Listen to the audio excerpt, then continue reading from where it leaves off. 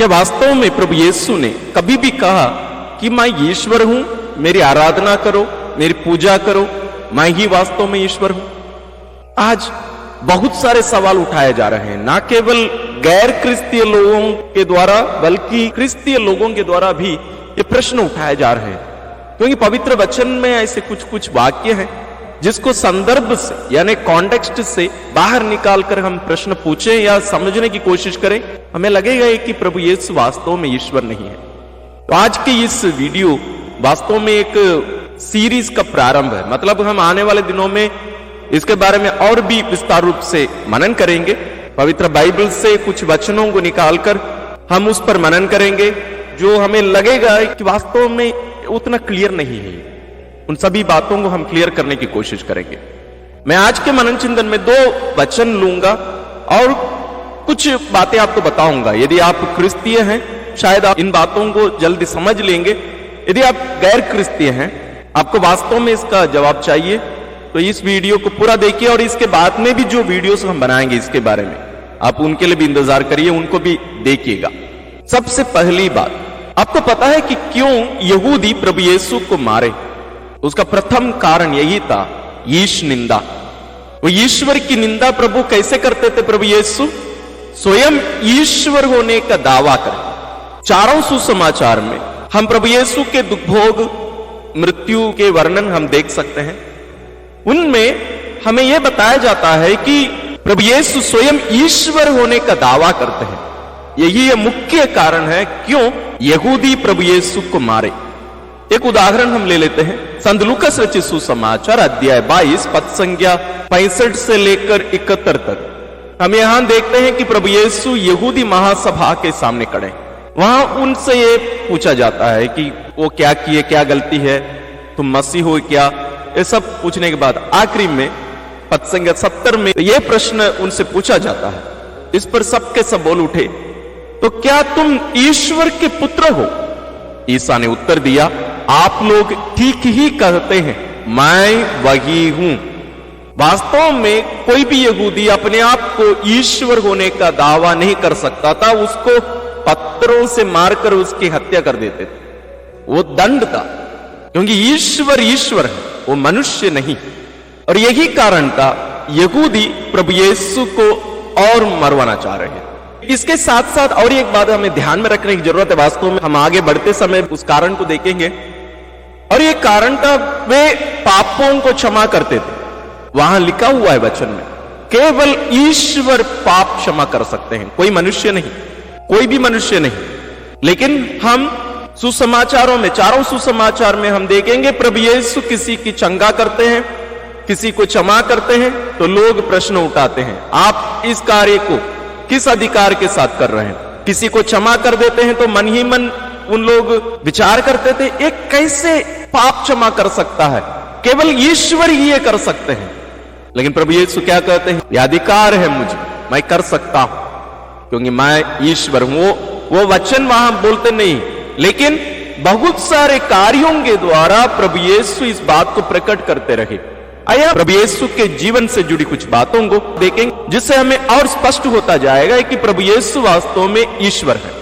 सबसे प्रथम है, पुराने विधान में प्रभु यीशु के बारे में बहुत सारी भविष्यवाणियां की गई। वास्तव में वहां प्रभु यीशु करके या ईसा नाम वहां पुराने विधान में नहीं दिया गया है। वहां यह बताया गया जरूर उसका नाम इम्मानुएल होगा, जिसका अर्थ है ईश्वर हमारे साथ है। और नए विधान में यही नाम उन्हें दिया जाता है, इम्मानुएल। और प्रभु यीशु एक नारी से उत्पन्न होंगे, एक कुंवारी से उत्पन्न होंगे, नबी यशायाह के ग्रंथ में हम देख सकते हैं। और इसलिए नबी यशायाह के ग्रंथ को पुराने विधान का सुसमाचार कहा जाता है। क्यों? उस पुस्तक में, उस ग्रंथ में हम प्रभु यीशु के बारे में बहुत सारी भविष्यवाणियां, उनका जन्म, उनकी शिक्षा, उनके दुख भोग, उनकी मृत्यु, उनके पुनरुत्थान, इन सब के बारे में हम नबी यशायाह के ग्रंथ में पढ़ सकते हैं, भविष्यवाणियां हैं। दूसरी बात है उनका स्वयं का जन्म प्रभु यीशु का। हम देखते हैं जो भी भविष्यवाणियां की गई थी वो सब प्रभु यीशु के जन्म में पूरा होता है। उनके माता पिता, उनका समय, उनका जगह, कहां वे जन्म लेंगे, ये सब वहां पूरा होता है। तो ये ईश्वर जो मनुष्यों के बीच में स्वयं आने वाले थे, जिसको हम नबियों के ग्रंथ में देख सकते हैं। जिस ईश्वर को तुम खोज रहे हो वह अचानक अपना मंदिर आ जाएगा, वही ईश्वर यहां हमारे सामने। इसलिए वे बार बार कहेंगे मैं वही हूं।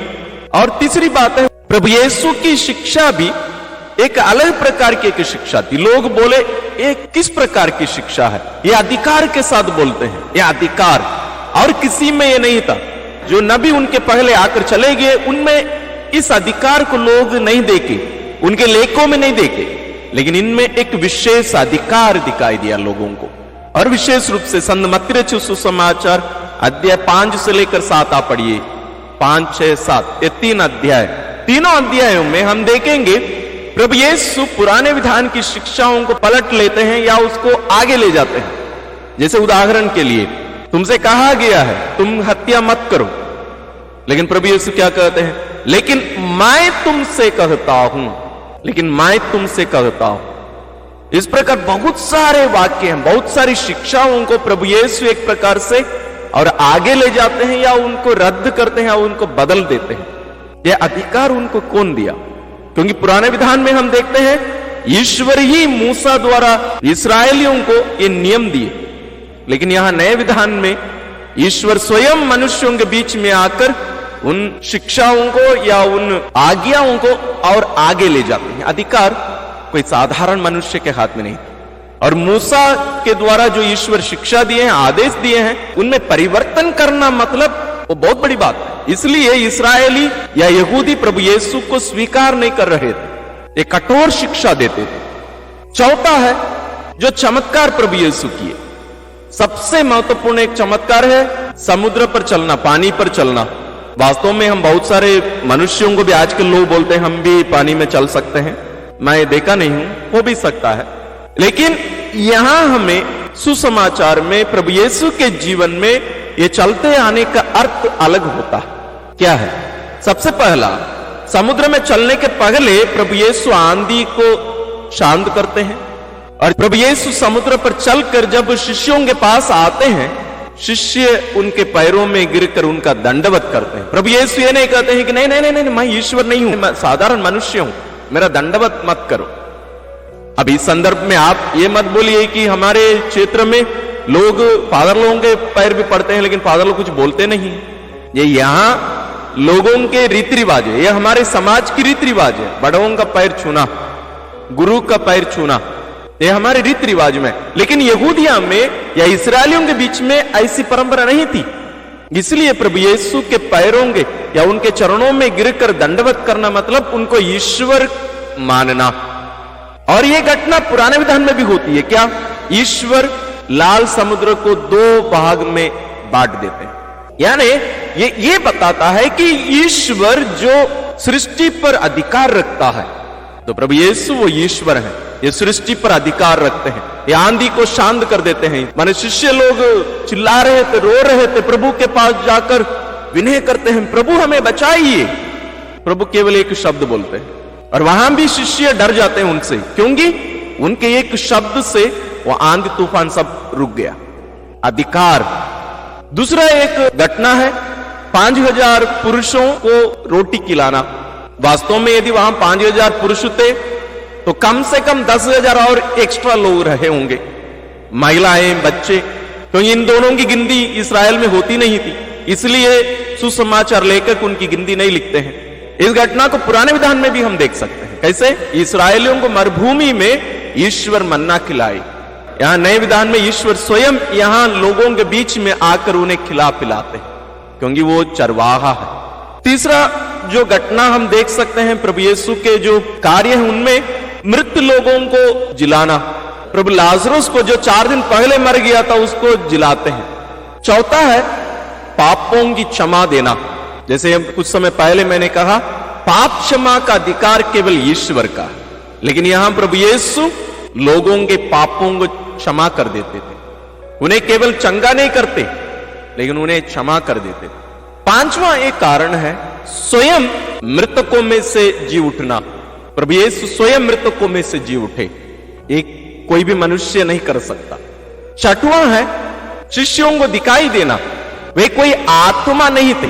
देखिए, ईश्वर को हम आत्मा कहते हैं, लेकिन प्रभु यीशु यहां पुनर्जीवित प्रभु बंद कमरे में अंदर आ जाते थे और वे जाकर कहते थे उन्हें, तुम देखो मेरे हाथ पैर, देखो मेरे शरीर में घावों को देखो, आत्मा का शरीर नहीं होता, मैं भूत नहीं हूं। वे अपने पुनरुत्थान के बाद स्वयं शिष्यों को दिखाई देते हैं और संत पौलुस को भी वे दिखाई दिए और आज भी लोगों को प्रभु यीशु दिखाई देते हैं। और इसके साथ साथ संत पौलुस के एक वचन को मैं जोड़कर समाप्त करना चाहूंगा आज के इस मनन चिंतन को। फिलिपियों के नाम संत पौलुस का पत्र अध्याय 2 पद संख्या 5 से 11 में हम प्रभु यीशु के स्वभाव के बारे में हम पढ़ते हैं, मतलब नम्रता।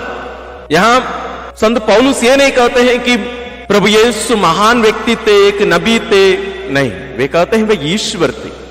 पद संख्या 6 में लिखा है, वह वास्तव में ईश्वर थे, वे वास्तव में ईश्वर थे और उनको पूरा अधिकार था कि वह ईश्वर की बराबरी करें, वे स्वयं ईश्वर हैं। फिर भी उन्होंने दास का रूप धारण कर तथा मनुष्यों के समान बनकर अपने को दीनहीन बना लिया और उन्होंने मनुष्य का रूप धारण करने के बाद मरण तक, हां क्रूस पर मरण तक आज्ञाकारी बनकर अपने को और भी दीन बना लिया। यानी ईश्वर मानव के रूप में केवल नहीं आते हैं, एक दास के रूप में आते हैं, अपने आप को क्रूस पर बलि चढ़ाते हैं। ईश्वर, उन्हें पूरा पूरा अधिकार था। संत पौलुस का पत्र वास्तव में सुसमाचारों के पहले लिखे गए बहुत सारे उनके पत्र सुसमाचारों के पहले लिखे गए। तो इन बातों से हमें स्पष्ट मालूम हो जाता है कि वास्तव में प्रभु यीशु स्वयं भी कहे कि मैं ईश्वर हूं। जरूर यह नहीं हुआ है कि चौराहे पर खड़े होकर बोले कि मैं ईश्वर हूं, नहीं, जब कभी उन्हें बोलने की जरूरत पड़ी वे जरूर बोले कि मैं ईश्वर हूं। उसको हम पहले ही वचन में हमने देखा। बहुत सारे लोग प्रश्न उठाते हैं, मैं किसी का नाम नहीं लेना चाहता हूं, लेकिन आपके मन में और भी प्रश्न है इस विषय पर, आप जरूर कमेंट्स में हमें पूछिए। जो वचन आपको समझ में नहीं आ रहा है, जो वचन आपसे पूछा जाता है कि इस वचन से हमें पता चलता है कि प्रभु यीशु ईश्वर नहीं है या उन्होंने कहा है कि वे ईश्वर नहीं है, तो हम उस पर मनन करेंगे। हम सबों को पवित्र आत्मा प्रेरित करें ताकि हम उनकी सहायता से, उनकी शक्ति से हम ईश्वर को वास्तव में ईश्वर के रूप में हम पहचान सके और उसके द्वारा अनंत जीवन प्राप्त कर सके। ईश्वर आप सबों को आशीर्वाद प्रदान करें। वास्तव में हमारा और एक चैनल है हिंदी बाइबल नाम से। उस चैनल में हम पवित्र वचन और उससे संबंधित जो बातें हैं वो सब हम वहां भी वीडियोस अपलोड करते हैं। यदि आप उस चैनल को अभी तक सब्सक्राइब नहीं किए हैं, आप जरूर उसको सब्सक्राइब करिए। उसमें हम हर दिन एक अध्याय डालते हैं और हर दिन सुबह 10 बजे हर दिन एक वचन, उसका शॉर्ट्स भी डालते हैं और उसी का ही पिक्स हमारे वेबसाइट्स में मिल सकते हैं आपको। इसके द्वारा आप हर दिन एक अध्याय के द्वारा आप कुछ दिनों में संपूर्ण बाइबल के एक एक अध्याय का आप अध्ययन कर सकते हैं। साथ ही हर दिन कम से कम एक वचन याद करके आप साल के अंत में कम से कम 350 वचन आप याद कर सकते हैं। जरूर 365, कम से कम 350। आप हमारे साथ इस मिशन में जुड़कर इसका पूरा पूरा लाभ उठाने की भी कोशिश करिए।